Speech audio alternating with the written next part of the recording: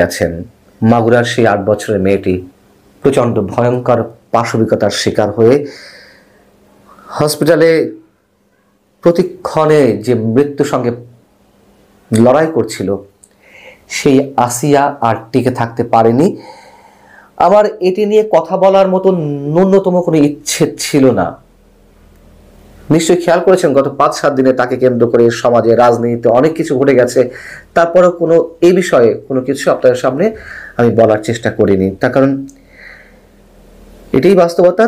এই খবরটি ধারণ করার মতো সহ্য শক্তি বোধহয় আমার ছিল না। আমি খুব বেশি আসিয়া কেন্দ্রিক কোনো খবরে ঢুকিনি। তবে এই মুহূর্তে একটি কথা বলার জন্য আপনাদের সামনে এলাম, সেটি হচ্ছে আসিয়া নেই, কিন্তু আসিয়া কেন্দ্রিক নোংরা রাজনীতি, আসিয়া কেন্দ্রিক ধর্মের নোংরা অপব্যাখ্যা এই সমাজে এখনো রয়েছে। আর আরো একটা কারণে কথা বলতে এলাম, সেটি হচ্ছে যে আমি যখন অন্য একটি বিষয় কন্টেন্ট করার জন্য প্রস্তুতি নিচ্ছিলাম, ঠিক সেই মুহূর্তে লন্ডন থেকে আমার এক ফ্রেন্ড, তার ফোন এলো এবং তার যে মানসিক পরিস্থিতি আসিয়ার মৃত্যুতে, প্রায় পাগল প্রায় অবস্থা, শুধু এটুকু বলল যে ভাই আমার ঘরেও কন্যা সন্তান আছে এবং অবশ্যই আমাদের অনেকের ঘরে কন্যা সন্তান আছে। তানভীরের মতো সেই অবস্থা নিশ্চয়ই এখন বাংলাদেশের অনেক বাবার, অনেক মায়ের। কিন্তু রাজনীতিতে তেমন কোনো নরণচরণ নেই। যেমন সমাজের অধিপতিরা, দায়িত্বশীল ব্যক্তিরা, সরকারের কর্তা ব্যক্তিরা, তারা অনবরত বলে যাচ্ছেন যে অপরাধের মাত্রা বাড়েনি। কিন্তু আমরা জানি আমরা কোন ভয়ঙ্কর অবস্থায় আছি। প্রধান উপদেষ্টা আসিয়ার মৃত্যুতে শোক জানিয়েছেন, স্রেফ ফর্মালিটিস, আর কিছু নয়। নোংরা রাজনীতি চলছে আসিয়াকে কেন্দ্র করে, যা শুরু হয়েছে, যা চলছে, এগুলো টোটাল রাজনীতির একটি প্রতিচ্ছবি। মাঠ দখলে রাখার রাজনীতি। গণজাগরণ মঞ্চের যে পরিচিত মুখগুলো, তার অন্যতম লাকি আক্তার, তিনি যখন আসিয়াকে কেন্দ্র করে ধর্ষণের বিরুদ্ধে তার কণ্ঠ রেইজ করার জন্য মাঠে নামলেন, স্লোগান দিলেন, তখন একটি পক্ষ, সেটি বৈষম্য বিরোধী ছাত্র আন্দোলনের সহযোগী কোনো পক্ষ হোক, কিংবা ছাত্র সমন্বয়কদের ছত্র ছায় কোনো পক্ষ হোক, কিংবা জামাত শিবিরের অনুগত কোনো পক্ষ হোক, যারাই হোক না কেন, তারা বিশ্ববিদ্যালয় এলাকা উত্তাল করে তুললেন। লাকি আক্তার কেন, তিনি কোন বিশেষ এজেন্ডা নিয়ে মাঠে নেমেছেন? ধর্ষণের বিরুদ্ধে কথা বলতে এসেছে, অন্য কোনো বিষয়ের বিরুদ্ধে তো বা পক্ষে তো আর কথা বলতে আসেনি। কেন এত গায়ে যন্ত্রণা? কেন এই বিষয়টি নিয়েও রাজনীতি করতে হবে? তারা বলছে যে এটিকে কেন্দ্র করে আওয়ামী লীগ লাকি আক্তারদেরকে মাঠে নামিয়েছে। যদি ধরিয়েও নিয়ে যে লাকি আক্তারকে মাঠে নামিয়েছে, এক ধর্ষণ কেন্দ্রিক স্লোগান মিছিলের মধ্য দিয়ে আর কি আদায় করা যেত? কিছুই না। তার নামের সঙ্গে শাহবাগ জড়িয়ে আছে, লাকি আক্তারের নামের সঙ্গে গণজাগরণ মঞ্চ জড়িয়ে আছে।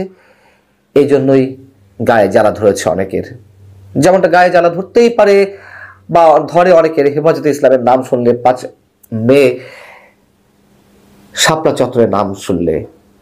এরকম একটি ভয়ঙ্কর বিভাজনের রেখার মধ্যে আমরা দুই পক্ষ, দুই পাশে দাঁড়িয়ে রয়েছি এবং স্রেফ এটি রাজনীতি, আর কিছু নয়, নোংরা রাজনীতি।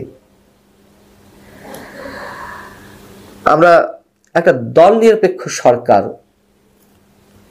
এই হিসেবেই তো জানছি বর্তমান অন্তর্বর্তী সরকারকে। তারাও যে কত ভয়ঙ্কর অবস্থায় দাঁড়িয়ে একটি বিশেষ গোষ্ঠীর বিরুদ্ধে তা রাজনীতি করে যাচ্ছে ক্ষমতায় টিকে থাকার জন্য, নির্বাচনকে প্রলম্বিত করার জন্য, তা তো আমরা দেখছি।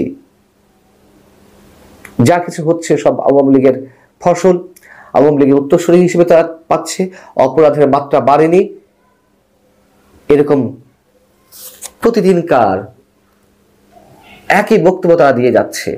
ঠিক এ ধরনের বক্তব্য তো আমরা দেখতাম বা দেখেছি আওয়ামী লীগের 15-15.5 বছর ধরে। যা কিছু ঘটেছে বিএনপি জামাতের অনুসারীরা বা বিএনপি জামাতের কোন সমর্থকরা এগুলো করছে, লাভ কি হয়েছে এগুলো করে? এবং ইসলামের অপব্যাখ্যার কথা বলছিলাম, সেদিন একজন, আমি আলেম বলবো না কি বলবো ঠিক যায় না, আমি ধরে নিলাম যে একজন আলেম ব্যক্তি বলছিলেন, আবার বিশেষণ লাগালে অনেকে বিরক্ত হতে পারেন, ক্ষুব্ধ হতে পারেন। আচ্ছা, আলেম ব্যক্তি বলছিলেন এই যে ধর্ষণ হচ্ছে, ধর্ষণ হবে না কেন? মাহরাম ছাড়া মেয়েরা বের হয়, হজে পর্যন্ত মাহরাম ছাড়া যাওয়া যায় না, মাহরাম ছাড়া হজ হয় না, এটা আমরা জানি, ঠিক আছে। সেখানে মাহরাম ছাড়া ঘরের বাইরে মেয়েরা বের হবে কি হবে? এটা কোনো ব্যাখ্যা হতে পারে? ইসলামের কোনো ব্যাখ্যা? এবং ইসলাম কি এই ধরনের ব্যক্তির কাছে নিরাপদ? এই ধরনের কথিত আলেমরাই কি ইসলামকে বিতর্কিত করছে না? কোন হাদিসের রেফারেন্সে বা কোরআনের কোন আয়াতের রেফারেন্সে তিনি এই বক্তব্যটি দিলেন যে মাহরাম ছাড়া মেয়েরা বেরোচ্ছে বিধায় ধর্ষণের শিকার হচ্ছে তারা? আমার ঘরে একটা মাত্র কন্যা সন্তান, তার মাহরাম কে হবে? এই একবিংশ শতাব্দীর যুগে এই সময় এসে প্রত্যেকটি মেয়ের সঙ্গে একজন করে পুরুষ দেওয়ার সেই বাস্তবতা কি আছে যারা মাহরাম হিসেবে দায়িত্ব পালন করতে পারেন? আর এটাও তো সত্য কথা, যারা মাহরাম হিসেবে যাদের উপরে আস্থা রাখার কথা, তাদের দ্বারাই তো মেয়েরা নির্যাতিত হচ্ছে আরো এই মুহূর্তে এসে বেশি। কাকে বিশ্বাস করা যাবে? হ্যাঁ, আবার এটাও সত্য কথা যে আমরা অনেকে অনেক কিছু বাদ বিচার না করে সামান্য কয়েকদিনের পরিচয়ে আমরা অনেকের সাথে অনেক কিছু বিশ্বাসের জায়গা থেকে করে ফেলছি। যাই হোক, সেই বিতর্কে যাব না। কিন্তু এই যে ব্যাখ্যাটি দিল, এই ব্যাখ্যাটি দিয়ে এই কথিত আলেমরা কি করতে চাইছেন, কি বলতে চাইছেন? মানে মেয়েদেরকে কি ঘরের মধ্যে বন্দি করে রাখতে চাইছেন? তারা আয়ামে জাহেলিয়াতের যুগে নিয়ে যেতে চাইছেন?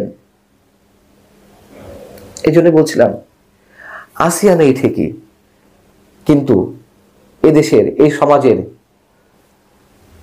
ভয়ঙ্কর নোংরা রাজনীতি যেমন আছে, ভয়ঙ্কর নোংরা ভাবে ধর্মের অপব্যাখ্যা দেওয়ার চেষ্টা করা হচ্ছে। আমি ধর্মের কোনো দোষ দেখি না, কিন্তু যে মানুষগুলো ধর্মকে নিয়ে, ধর্মকে পুঁজি করে ব্যবসা করছেন, ধর্মের নানান ধরনের অপব্যাখ্যা দেওয়ার চেষ্টা করছেন, সেই মানুষগুলোকে চিহ্নিত করা দরকার। আল্লাহ হাফিজ।